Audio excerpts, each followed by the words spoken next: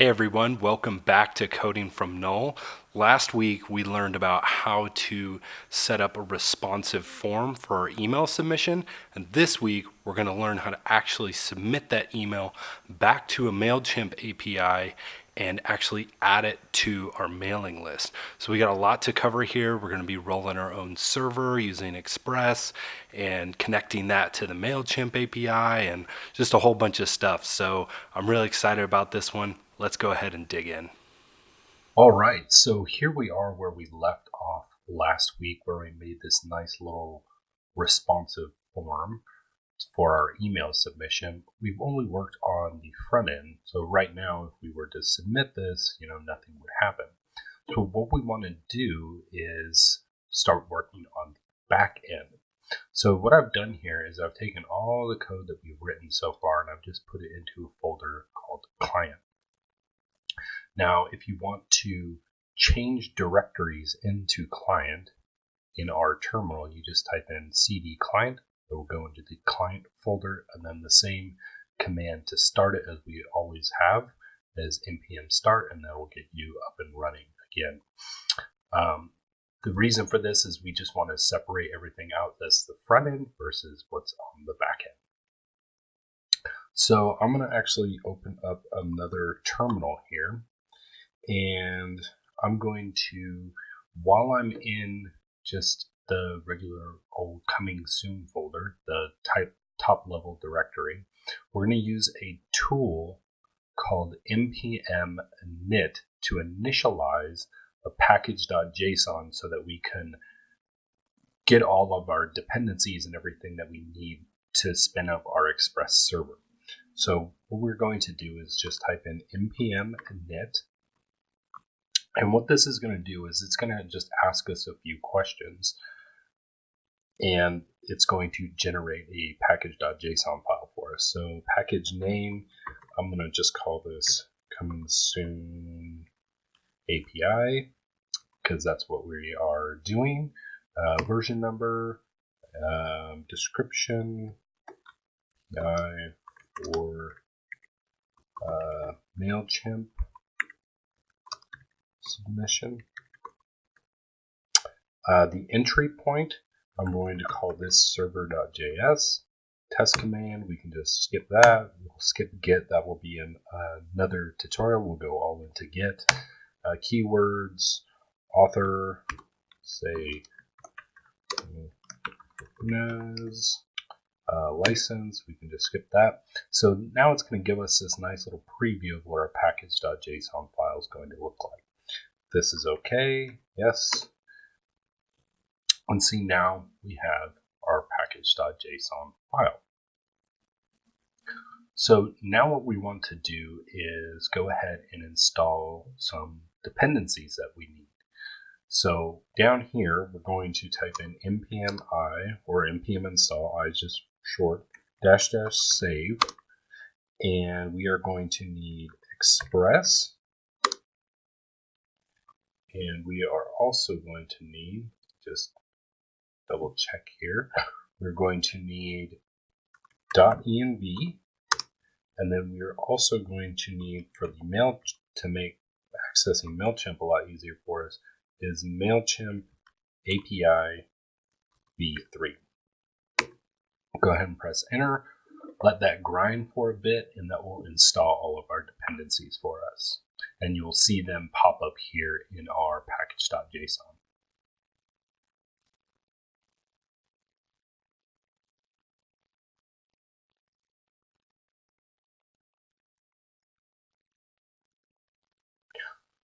So there we have now all of our dependencies.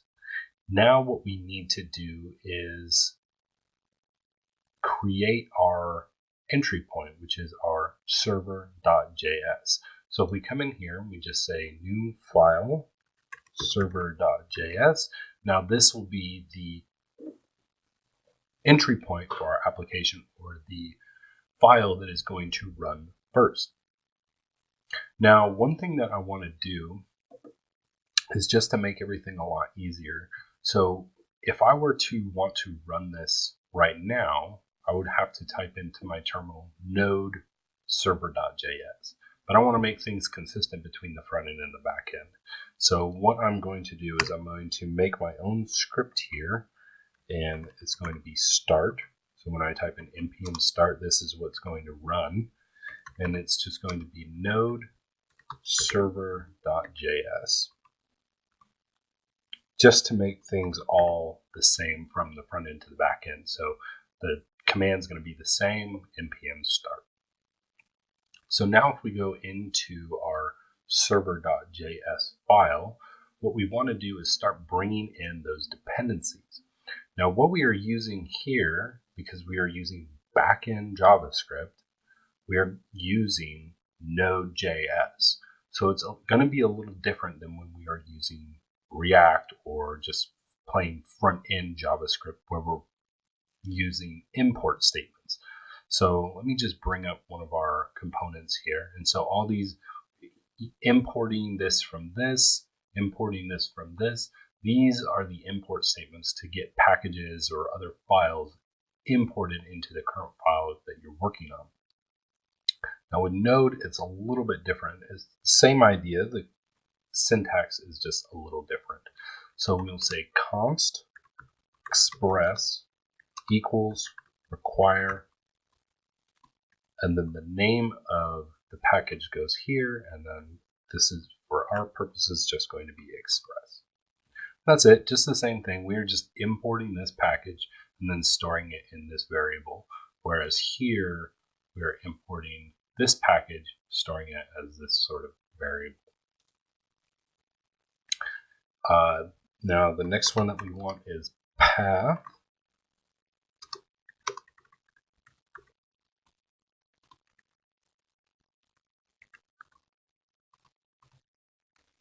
And the next one that we want is the MailChimp.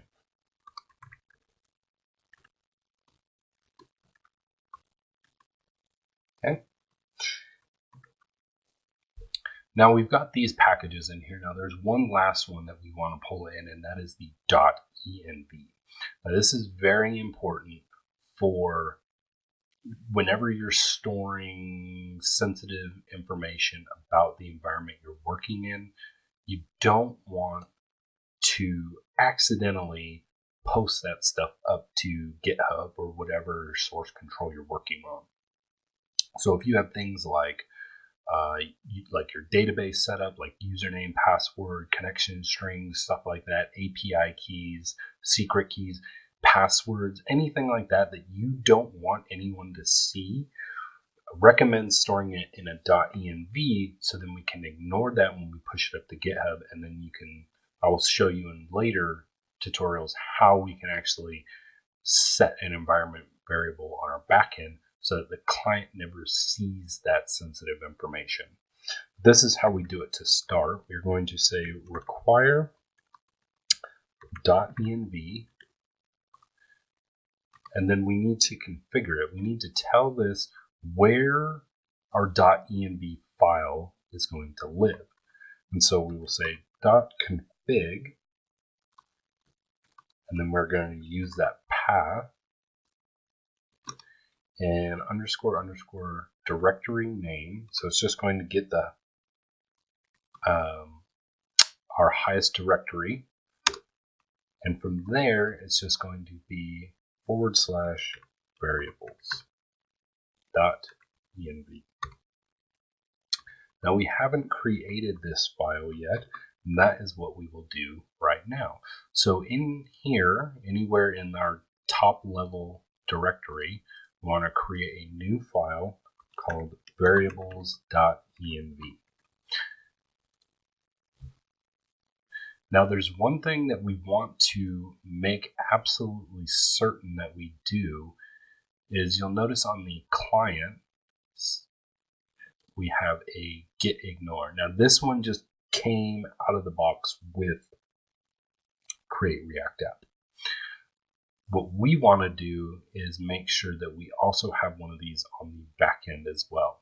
So we're going to want to do things like, we don't want to push up any folders with node modules. It's just unnecessary bloat that we're pushing up. It's just not necessary for us. But the env stuff is for security purposes. We don't want this sensitive information going up into our GitHub or whatever source control that you're using. So in here, what we are going to create is a new file called .getignore. And for this, we are also going to make sure that we are not loading node modules, or what I like to do is just star.env. This is just a wildcard. It'll say basically any file that's ending in .env will be excluded from going up into our Git repo. Go ahead and give that a save.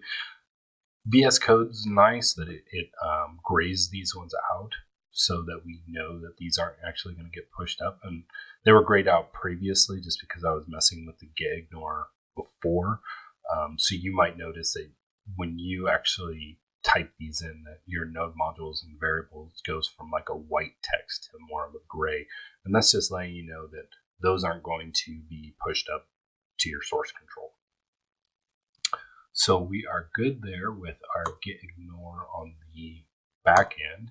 So now in our variables.env, we want to store the API key for MailChimp and the list ID for MailChimp. These are the two pieces of information that we need to add a person to one of our lists.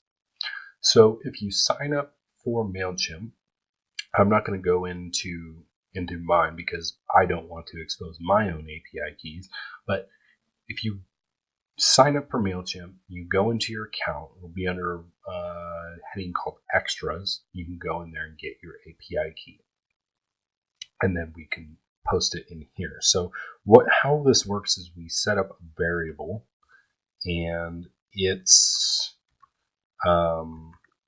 sort of just practice that these sorts of variables are always all in caps. So when you see these environmental variables around, they will typically be in all caps.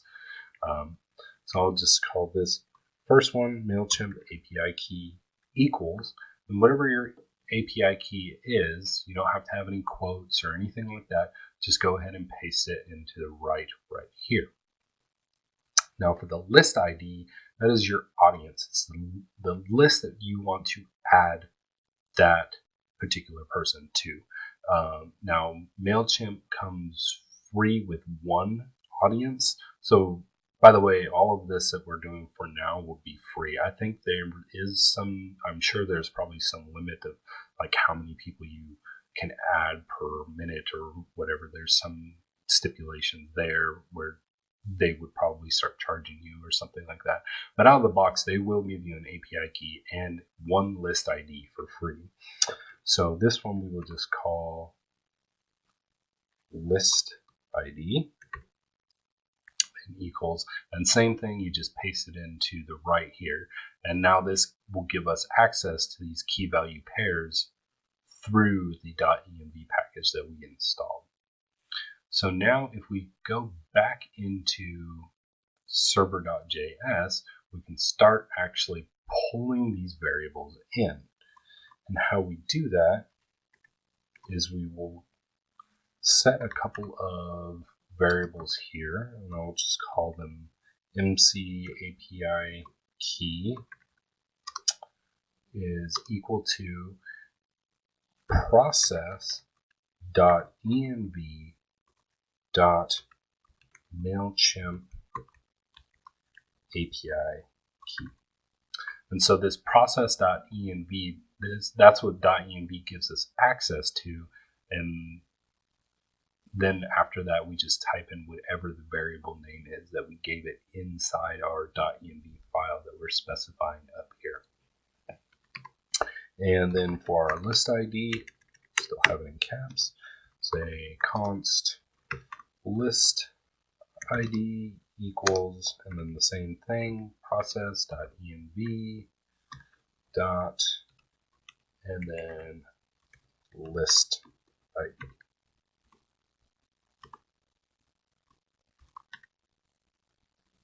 Now we need to start our actual Express server. So how we do that is we'll just say const app equals Express.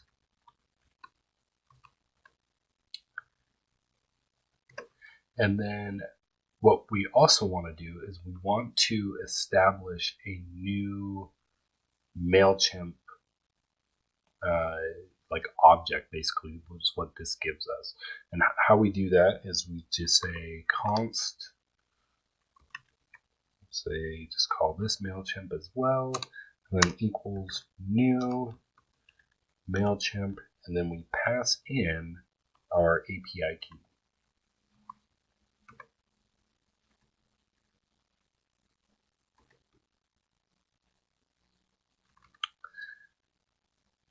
Now what we need to do is set up our API endpoint. What this is going to be is what is going to be called from our front end to actually make this request for us. Now you might be asking yourself, why can't we just make this request straight from the front end and go straight to MailChimp that way? And the answer is because of their core policy, which is cross-origin resource sharing. Basically, you can't get the data back from the same place of origin where you're requesting it from. So we need to kind of play this little kind of rope-a-dope thing with a server where we make the request to our own server, which will be our API, which will then make the request for us to MailChimp and then back it back down the chain and then give us the data coming back. This is just for security purposes, and so at this point, that's the way MailChimp version 3's API is set up, and so this is what we are stuck with doing. So first thing that we want to do is set up a GET request that we can call from the front end. And we will set this as, whenever I'm making an API, I always like to preface it with API. It just gives us an idea of what's going on, and then usually something of value of whatever that endpoint is called, like what it's doing. So for this one, we are adding a member to a list, so I'll just call it member add. And we want access to both the request and the response object for this request that we have here. Basically, what is the request that's coming in and what is the response that is going to go back?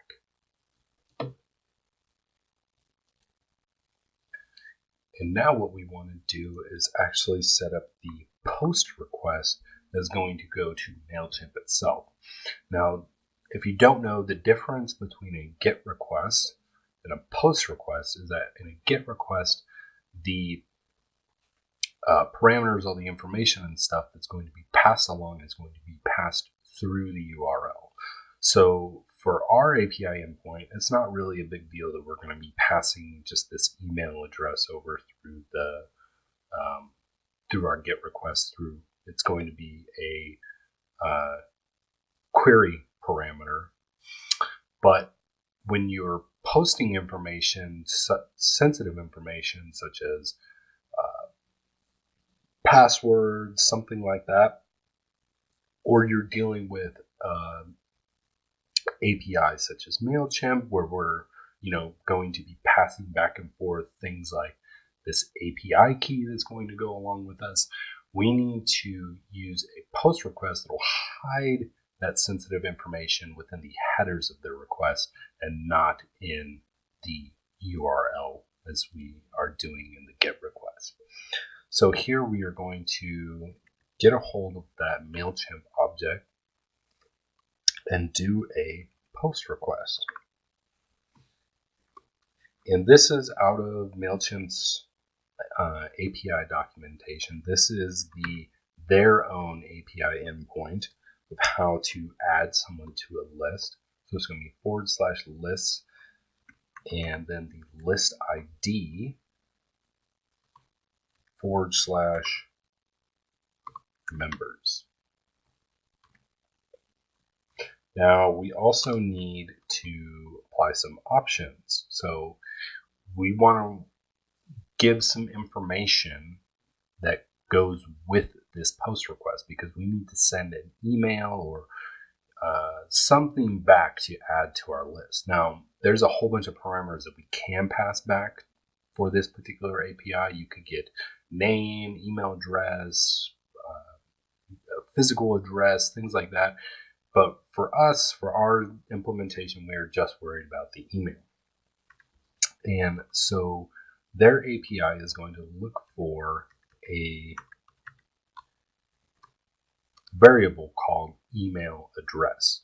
And how we are going to get that is from the get request that is coming in. We go request.query.email. So basically when this request comes in, it's going to have a query. So it's going to have a little question mark here, and it's going to say email equals whatever at whatever. And then this request is going to give us access to this query parameter here by the name of email. And so that's how we are going to access it here. Go ahead and delete this. Now the next thing that we need is a status. And this is just required by the API, and we'll just call it subscribed. So once this has basically it's saying, okay, what are we doing with this email address? We are subscribing it to the list. We could be unsubscribing it. I think there's a few other things that we could be doing, but we want to have the status as subscribed when it comes back. So then what we want to do is tack a .then on the end of this, and then whatever the result is that we get back. So if it's successful, we get the result back. Actually, so it doesn't get confused, I'll call this result. And then res.send result. So now we are actually using the response object for this request here. So here we are getting the actual request object, we're getting the query from it, and then the response, which is what we're going to send back, is going to be the result of whatever we get from this API call. It's a little confusing, we'll kind of, chain stuff going on, but that's basically how it is. We're just chaining one request onto another, basically. So now what we also want to do is if there's an error, we want to catch that error and then just send the error back. Send error. So whether it was successful or not, we want to send that back to our front end. Now I'm just going to set up a sort of catch-all handler here. If any request comes in that's weird or funky, that's not this API endpoint that I've set up, so just use the star for the wildcard, and we'll do the same request response, and we'll just say res.sendFile path.join __ dir name plus /client /build /index.html. So if for some reason we get some weird funky requests from somewhere other than this endpoint here, we're just going to send them back to the home page here. We're not going to actually do anything. So next what we want to do is set up our port, which is where is this server going to be listening for requests to come in. And we'll say process.env.port. Now you may be asking, well, we didn't set up a port in our variables env file. And you're right. This will actually come along for the ride when we deploy this, we will get access to this port from Heroku. So we actually don't need to deal with that in the front end or when we're actually doing this in development. But so one thing that we want to do here is just say, okay, so if there is a port here on as an environmental variable, use that. Else, we'll just use 9001. And that'll be what our server will be listening on for our development purposes. And then we'll just say app.listen port. And then it'll start listening on that port. Now what I like to do is I'll just set up a console log here that if everything's gone well and there are no errors in our console, we should see this express is listening on port.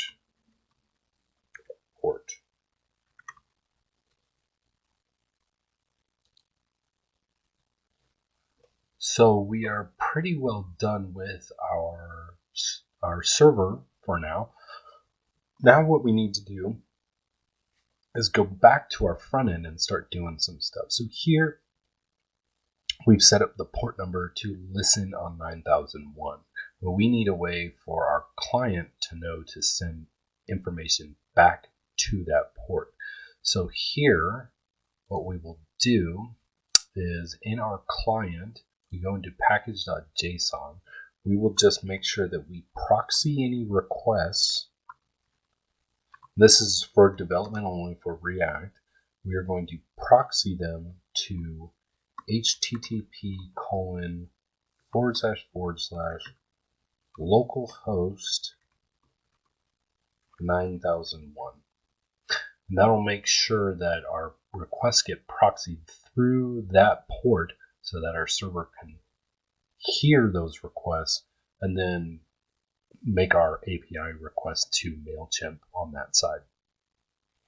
So now what we want to do is pull up that component that we had called subscribe, where we actually had our little form. And what we want to do is add a little bit more code here to this handle submit. But right now we're just preventing the default behavior, which is refreshing the page. But we need to add a bit more logic here. And so we are going to do is say if this dot state dot email. So if there's an email, we want to make a fetch request.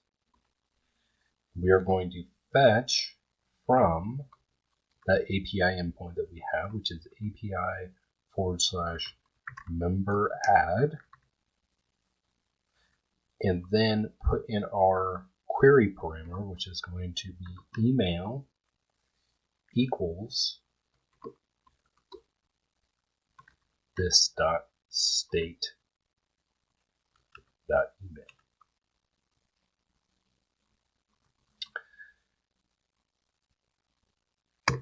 Now at this point, we would normally handle the message coming back and notify the user, which we are going to cover next week. We're going to figure out what is the actual JSON that's coming back, what does it look like, how do we notify them if it's gone right, if it's gone wrong. For now, what we are just going to do is if it's come back and everything's good, we will just say put it as JSON format, and then just console log it.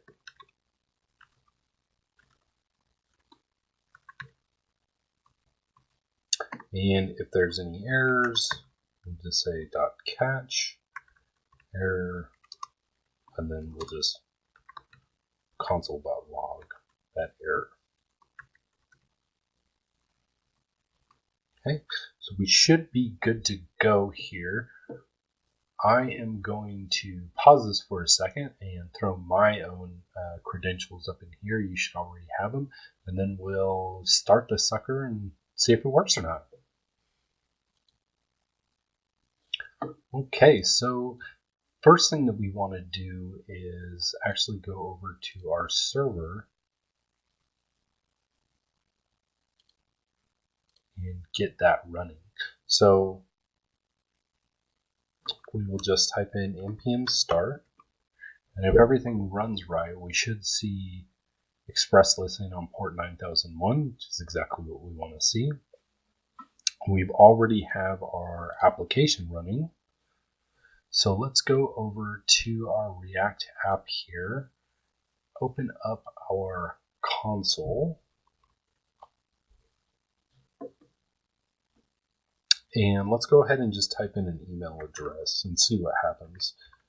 I'm going to add one that I know is already on mine, so I'll probably get an error back, 401 error. So we're having some syntax issues here. So basically when it's saying unexpected token, this in JSON, what's happening is some sort of HTML, or it's typically HTML, something else is coming back. It's not JSON. So let's go ahead and look at that real quick. So there's really not any errors or anything in our code here. The problem is we just need to stop and restart our development server here.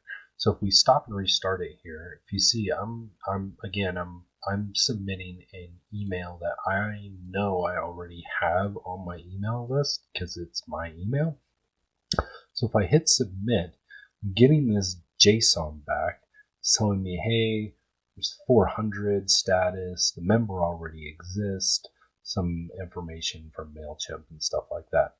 So if you add, and the reason I'm not doing it is I have enough fake emails that I've added and had to take off from testing. But if you add an email that's not on your list, you should get a status 200 back saying that the member's been subscribed and everything like that. Now, next week we will learn how to deal with how do we notify the user based on the status that's coming back. Has that request succeeded? Has it failed? Are they already on our list, so there's no need to try to add it again? What is the circumstance and how do we notify the user of that? So we've covered a lot today. We're now fully connected to our MailChimp API. We're able to add an email list to an audience that we have. And next week, again, we'll start digging into the notification aspect. And so that's it for this week. Don't forget to hit that subscribe button so you get all the latest videos that are coming out. And I will see you all next week.